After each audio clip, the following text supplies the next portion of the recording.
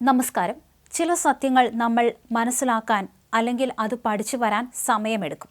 അതുകൊണ്ടാണ് ഇറാന്റെ കാര്യത്തിലും ഇങ്ങനെ ചില കാര്യങ്ങൾ പറയാൻ പോകുന്നത്. പലപ്പോഴും നമ്മൾ കണ്ടതിനും കേട്ടതിനും മുകളിലായിരിക്കും വസ്തുതകൾ. ഇസ്രായേലും അമേരിക്കയും ഒന്നിച്ചു നിന്ന് ഇറാനെതിരെ പോരാടിയപ്പോൾ ഇറാൻ തീരും എന്ന കാര്യത്തിൽ എല്ലാവരും ഉറച്ചു നിന്നു.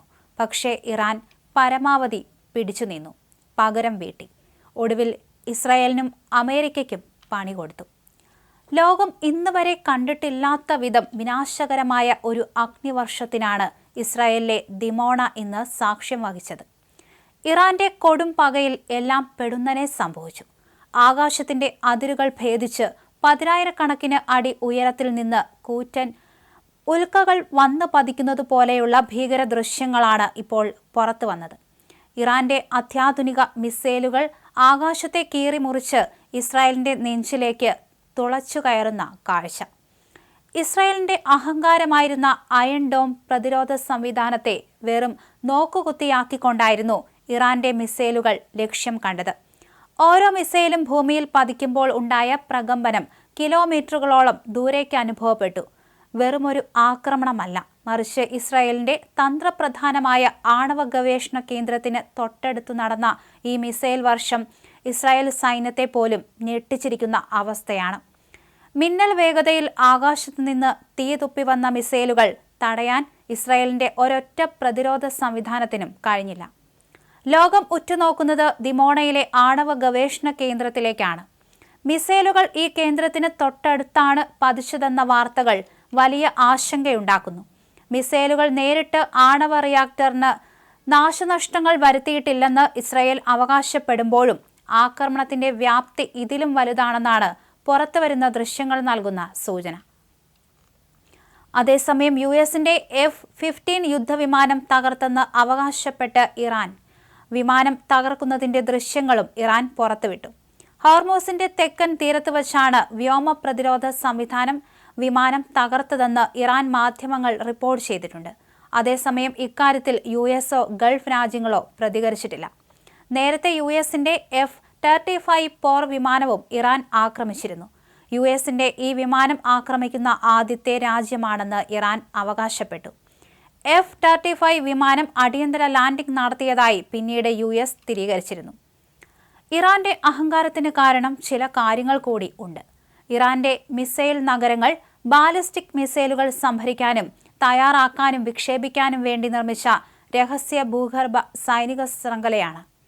രാജ്യത്തിന്റെ സൈനികാടിസ്ഥാന സൗകര്യങ്ങളിൽ ഏറ്റവും അസാധാരണ അതീവ സുരക്ഷയുള്ള കേന്ദ്രങ്ങളാണിവ.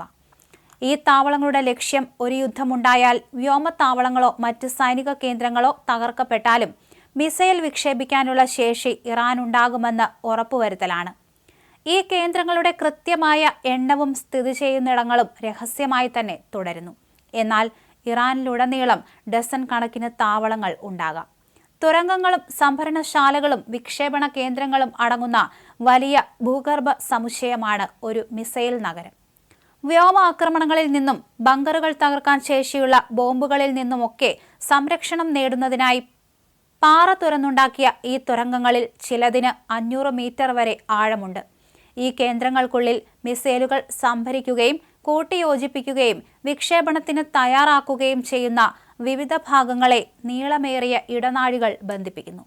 മിസൈലുകൾ വഹിക്കുന്ന ട്രക്കുകൾക്ക് ഈ തുരങ്കങ്ങളിലൂടെ സഞ്ചരിച്ച് പർവ്വത ചെരുവുകളിലോ മരുഭൂമിയിലോ മറഞ്ഞിരിക്കുന്ന വിക്ഷേപണ കേന്ദ്രങ്ങളിലേക്ക് മിസൈലുകളെ എത്തിക്കാനും സാധിക്കും. ഭൂഗർഭ താവളങ്ങൾ പോലെയാണ് പ്രവർത്തിക്കുന്നത്. ഇവയിൽ കമാൻഡ് സെന്ററുകൾ, ഇന്ധന സംഭരണശാലകൾ, ഊർജ സംവിധാനങ്ങൾ, സൈനികർക്കായുള്ള താമസ സൗകര്യങ്ങൾ എന്നിവയുണ്ടാകാം.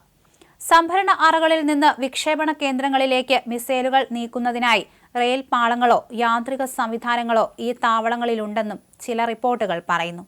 ഇമാദ്, സെഞ്ചിൽ, ഖദർ, ബൈബർ, ഷെഖാൻ തുടങ്ങിയ മധ്യദൂര ബാലിസ്റ്റിക് മിസൈലുകൾ ഉൾപ്പെടെ നിരവധി തരം ഇറാനിയൻ മിസൈലുകൾ ഈ നഗരങ്ങളിൽ സംഭരിച്ചിട്ടുണ്ടെന്ന് വിശ്വസിക്കപ്പെടുന്നുണ്ട്. ഇവയിൽ പലതിനും ഏകദേശം 1400 മുതൽ 2500 കിലോമീറ്റർ വരെയാണ് ദൂരപരിധി. ഇറാന്റെ പ്രതിരോധ തന്ത്രത്തിലെ ഏറ്റവും പ്രധാനപ്പെട്ട ഘടകങ്ങളിലൊന്നായി ഈ മിസൈൽ നഗരങ്ങൾ തുടരുകയാണ്. അതേസമയം ഇതിനെല്ലാം പിന്നിൽ IRGC ആണ്. കാരണം ഇറാന്റെ പരമോന്നത നേതാവ് മുജ്തബ ഖമേനി ഇപ്പോഴും പുറത്തു വന്നിട്ടില്ല.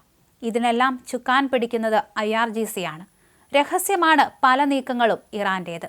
അത് പലർക്കും പിടികിട്ടുന്നില്ല എന്നു മാത്രം.